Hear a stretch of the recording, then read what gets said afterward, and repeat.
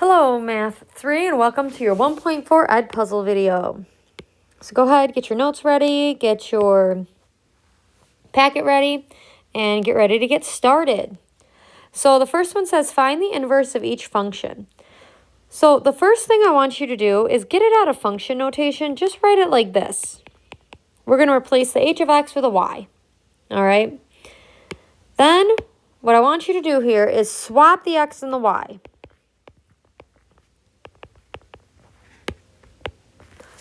And then what you're going to do is solve for y.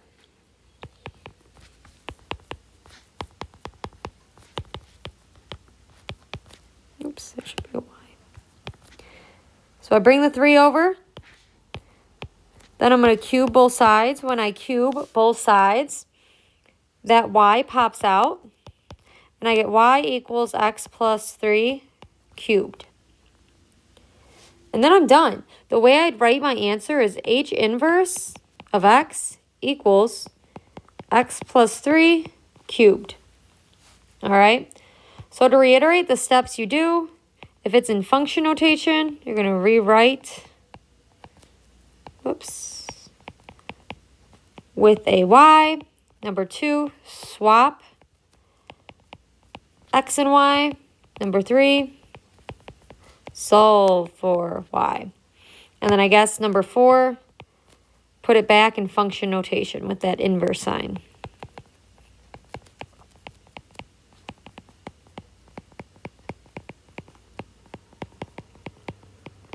All right, so let's go ahead and try number 2.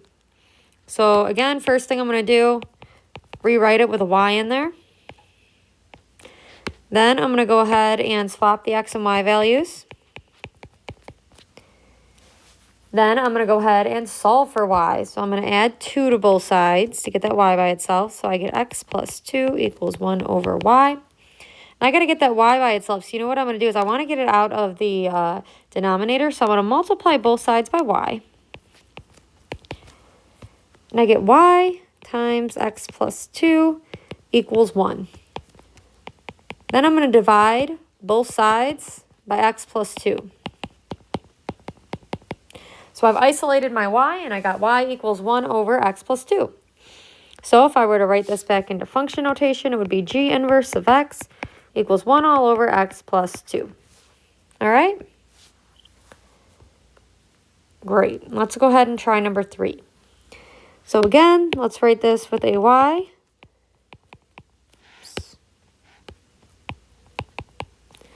Then we're going to go ahead and swap our x and y values. Then once we do that, we got to solve for y. So I'm going to subtract 3 from both sides. I get x minus 3 equals 2y cubed. I'm going to divide both sides by 2. So I get x minus 3 all over 2 equals y cubed. Oops. And then I'm going to take the cube root of each side. So I end up with y equals the cube root of x minus 3 all over 2. And I'm going to write that as h inverse of x equals the cube root of x minus 3 all over 2. And that would be my answer. So to reiterate, the steps are rewrite it with a y if it's in function notation, swap the x and y values, solve for y, and then put it back into function notation with a little inverse sign. All right, last one of these. So again, we're going to write it with a y. Then I'm going to swap my x and y values. Then I'm going to solve for y. So I'm going to subtract 1 from both sides. I get x minus 1 equals negative 4y. Divide by negative 4. I get y equals x minus 1 over negative 4. So my inverse function, g inverse of x, is going to be x minus 1 all divided by negative 4. All right. So now we've got a couple more to do here. So first one, these next group of problems, it says, is the function invertible? If not, what values could you restrict the domain to make it invertible? So basically, invertible means is the function 1 to 1. That's another way to put it. And what that means is, does every input have a unique output? All right. Or I apologize. Does every output have a unique input? That's what I meant to say. I apologize. But basically, we're used to doing the vertical line test to see if something's a function, right? We're going to do the horizontal line test, all right? If it hits more than once, the function's not 1 to 1, and it is not invertible, all right? So we do the horizontal line test.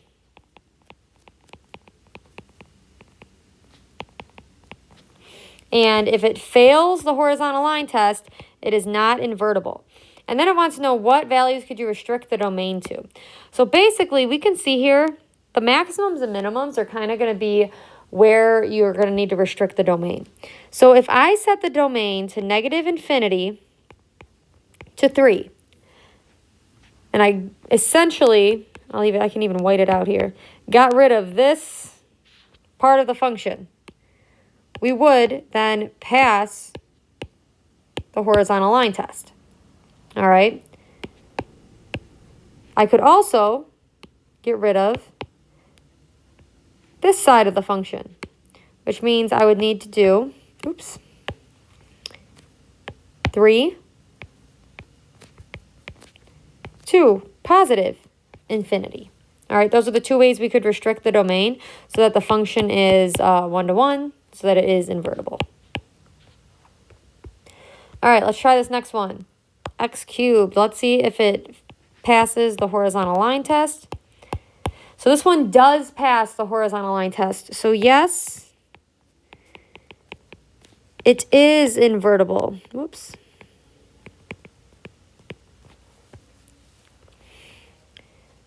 All right, let's try this next one. Is this one invertible? Let's try our horizontal line test. That one's looking like it's passing. Yes, it is invertible. All right, last one here. Does this pass the horizontal line test? No, it does not. All right, so this one is not invertible. And let's look at what domain values we could restrict it to so that it could be invertible. All right, so again, we're going to want these little peaks and valleys. So this looks like it's about negative 1.5. So we could say negative infinity to 1.5. Then we could start again, or 1.5. We're going to make it down to the next valley there. Oh, this is negative 1.5, sorry. So we could go negative 1.5 to 3. And if you notice, right, if we went negative 1.5 to 3, we would knock out all of this and all of this, right? So then this function, if we restricted it to this domain, it would pass because it would pass the it passed the horizontal line test. All right, next one. Oh, there should be a close bracket on the 3. So next one, we could start at 3. And we could go to positive infinity. So those are different ways that we could restrict the domain so that the function is invertible. All right, so now they're asking us about the inverse of the functions. All right, so if we look at this first one, they said find f of 1 and find f inverse of negative 1. So f of negative 1 should be easy. If we look at negative 1 here, right, we go to negative 1. Our y value is going to be positive 1. So f of negative 1 equals 1. But now we have to look at f inverse of negative 1. So what f inverse means, that basically means that this is your y value. Your y value is negative 1. But when your y value is negative 1, your x value, which is what this is going to be, is 1. So that's what f inverse of 1 would be. All right. Next one, f of negative 1 here?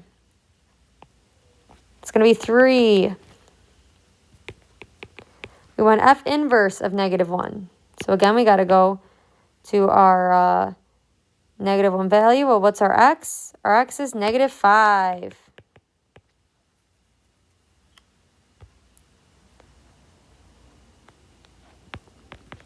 F of negative 1 here is going to be 2. F inverse of negative 1. So again, we got to go to our y value. It's going to be 2.5.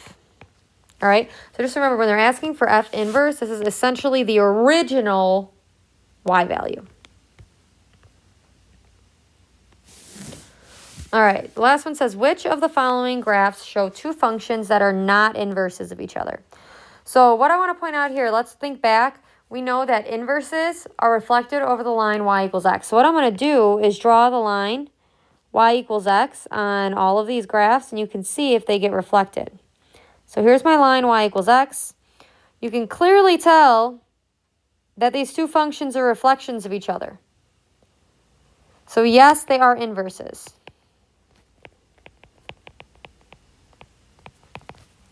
All right.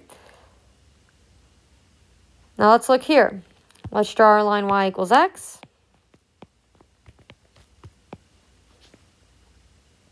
Oh, I did a terrible job of that. All right. And again, oop, that wasn't that perfect, though. I did kind of a bad job still. Come on, man. There we go. That's much better. All right. Then you can tell, again, that these lines are reflections of each other, right? They reflect over y equals x. So yes, they are inverses. All right, let's check this next one. This is my line, y equals x.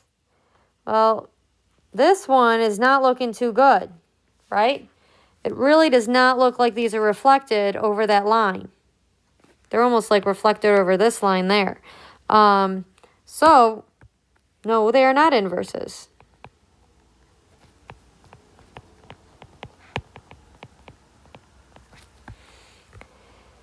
And we've got this last one.